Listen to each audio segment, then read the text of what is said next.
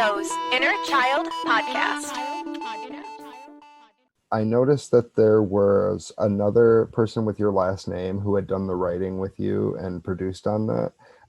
Is that like your father, your brother, your spouse? I'm not sure. That's my dad. It was so funny. Someone did an article and said it was my husband, which made us crack up so much because a lot of the pandemic we spent in Arkansas. And so it was funny because the article went out. So I was like, we'll write back and we'll tell them, the people who did the article, and we're like, but you know what? In the meantime, that's fun. We're going to get some controversial publicity about our time in Arkansas. That's hilarious. Yeah. So no, that's my dad, which is so fun. So the movie Hollywood.Con is, about a production company that's in a race to make the next big Mayan movie. And then they end up going to Guatemala with the Enchanted Jade and all of that. And so the production company Hollywood side of it would be my background growing up, on sets, working with different actors and directors and all of that. And then his side of it is the Latin America gemology section with the Enchanted Jade. And so we took both of our worlds and combined them and meshed them into what is Hollywood.Con. Major influence for the movie would be Romancing the Stone. So that kind of, it was funny because I was trying to find a younger reference for it. And someone told me Dora the Explorer, but I'm not sure. I can kind of see. I just finished the movie, so yeah, I can kind of see where somebody went there, but that's definitely not what I would say. That's funny though.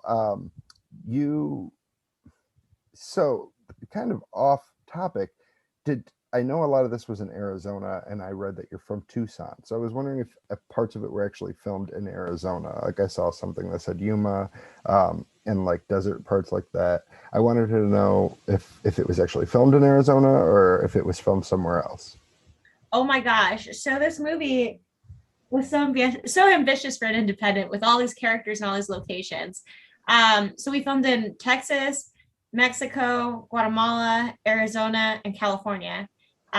We filmed all over with it, but specifically what we filmed in Arizona was we filmed the Yuma sand dunes, and which are just gorgeous. If you haven't seen them, they stretch on as far as the eye can see, and they're right there at the Mexican border.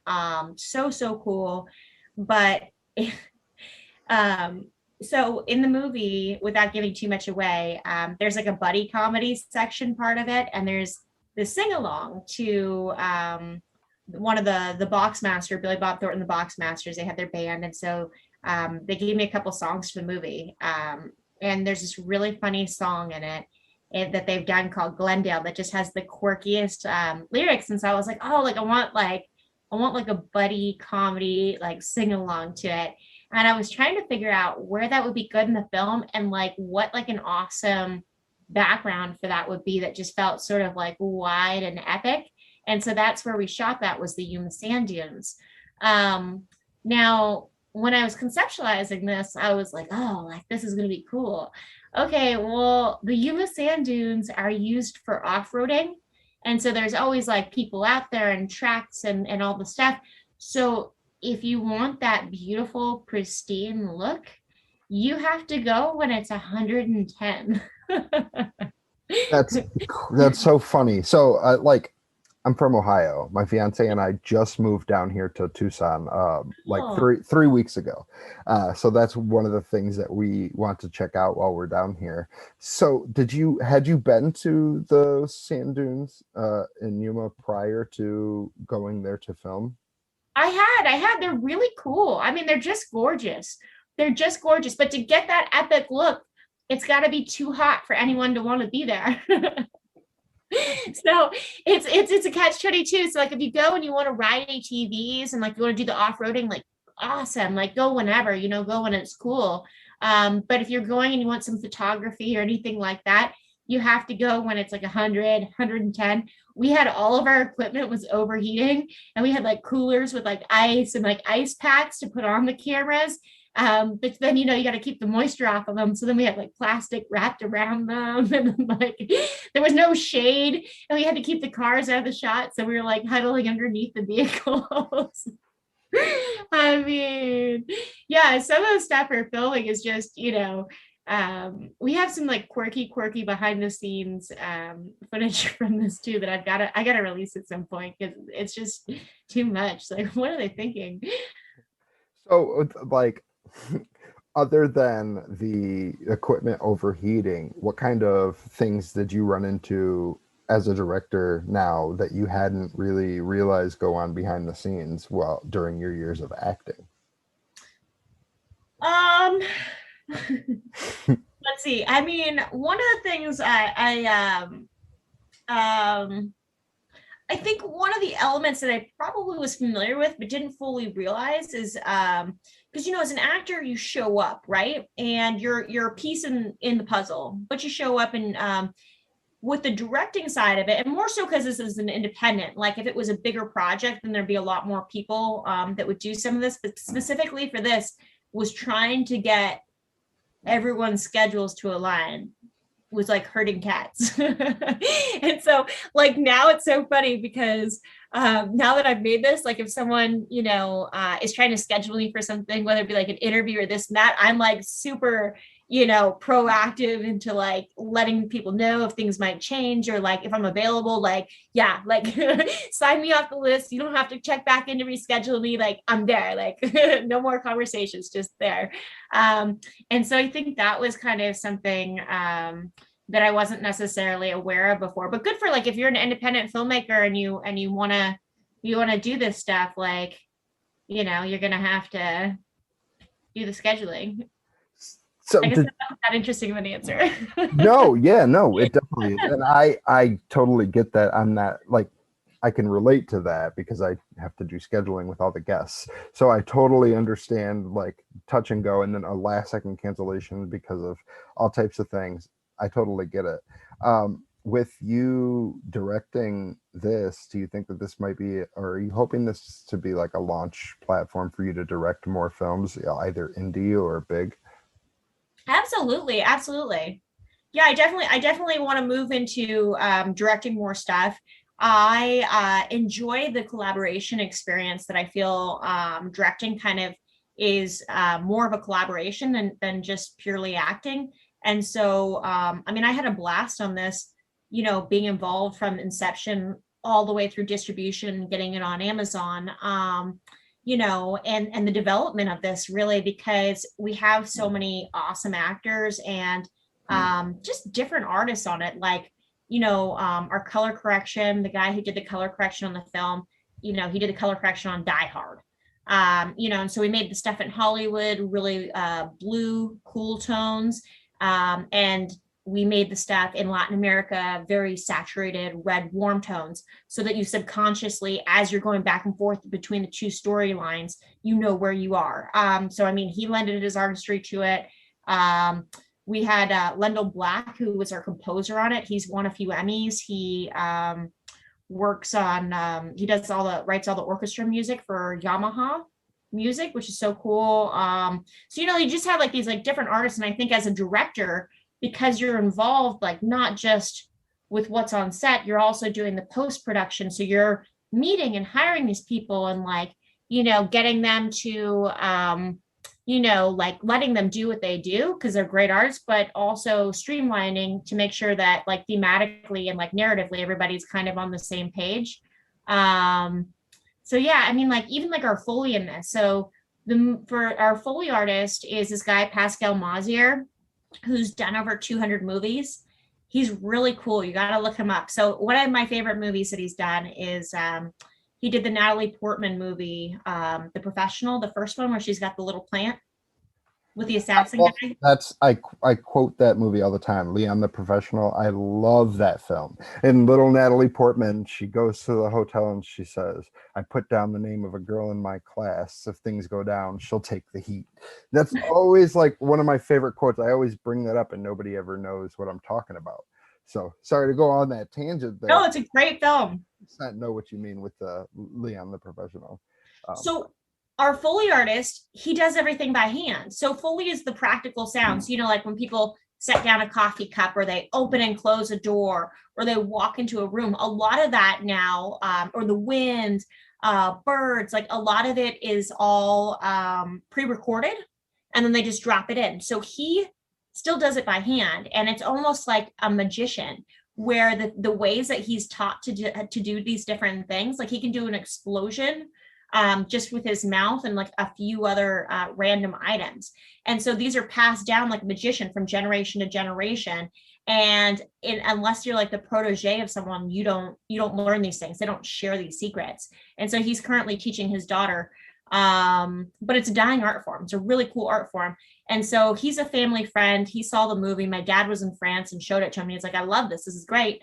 And so he came out to California, and we had the post-production sound house, where they have these rooms that have, they're really cool. They've got these boxes in the ground, and the boxes, like one of them has like baking soda, which would be walking on snow because they have to redo all the footsteps. One of them has sand, one of them has fake grass. And next time you watch a movie, watch like if someone like, combs a beard, or they like, just do anything, they touch a ring, like you'll see like the sound is so emphasized. You have to emphasize it in the movie to give it that feel.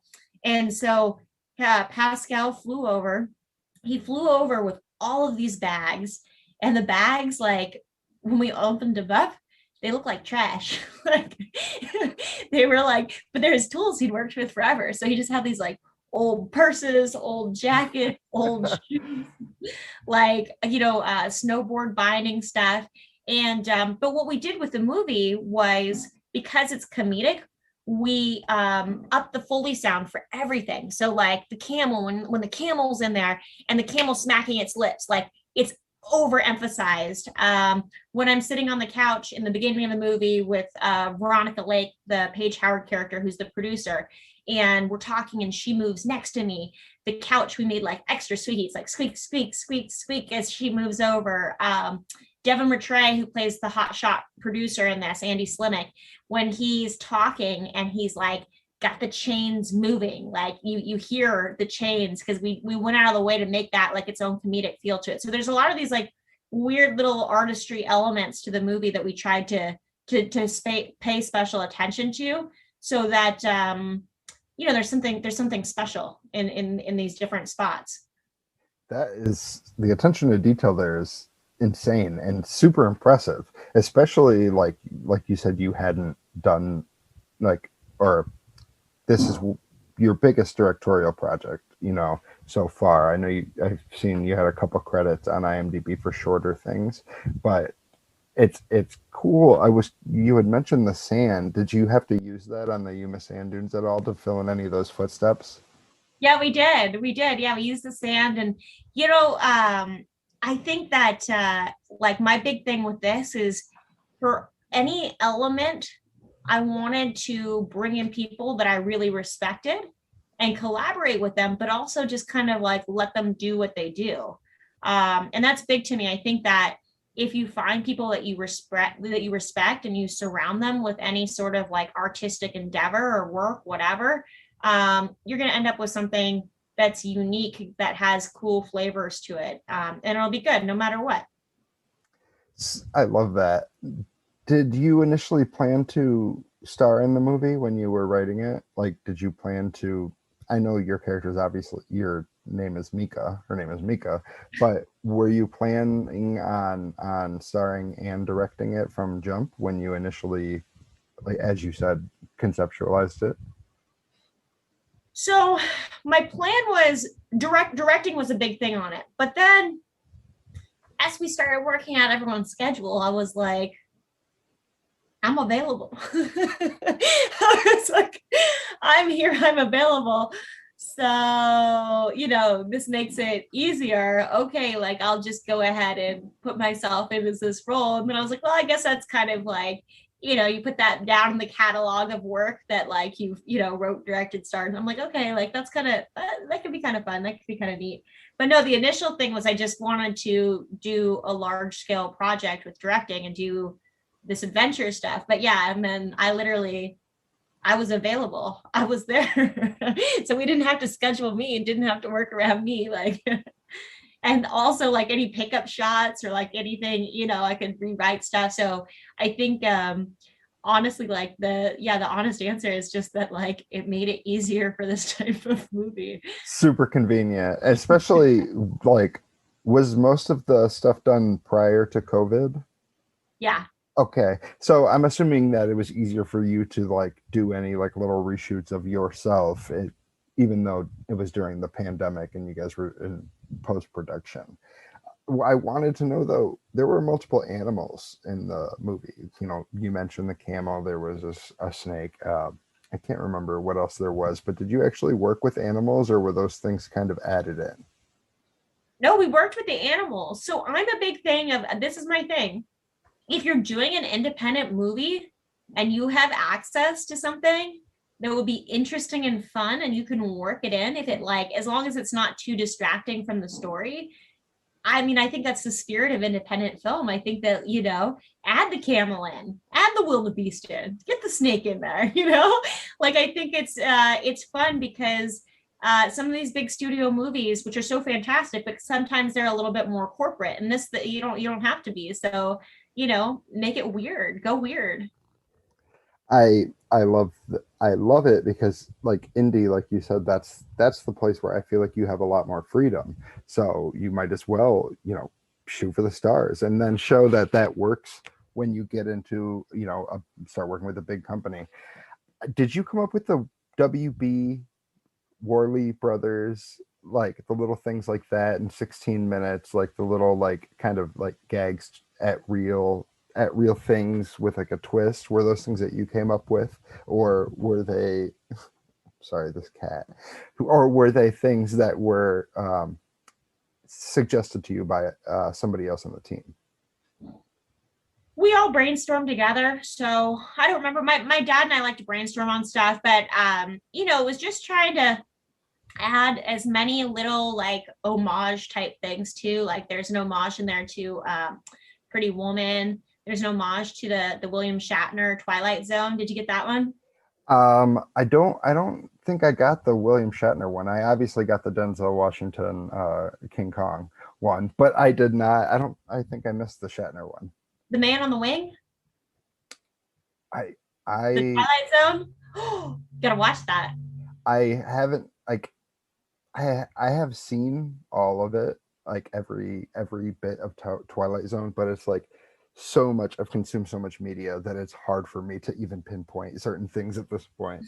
Um, I don't want to keep you forever, but I wanted to ask, what kind of things do people not really ask you about this movie that you experienced and you think are good to share? Maybe anything that you want to mention or even plug.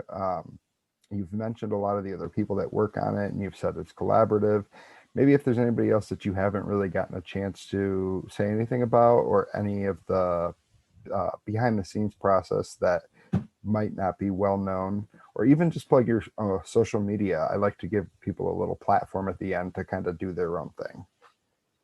I think that if, for people who want to make independent films and want to make films, I think that if you just start making it, it'll happen if you stick with it. I know a lot of people come to me and they're like, well, I have this film idea, I have this and that, but I need to, they put all these hurdles and all these walls in front of them. And some of them are realistic hurdles, but I do think that there's something to be said for if you just start grinding something out and putting in the work, that it will culminate and it'll come together, and the resources and different things that you need will arrive if you start really believing in it, being confident about it, speaking it in a positive space, and being passionate. And so I think that's kind of I think that's something that's kind of good to know for people who want to make movies. People can follow me on social media. My social media is all under my name, which is Mika Boorem.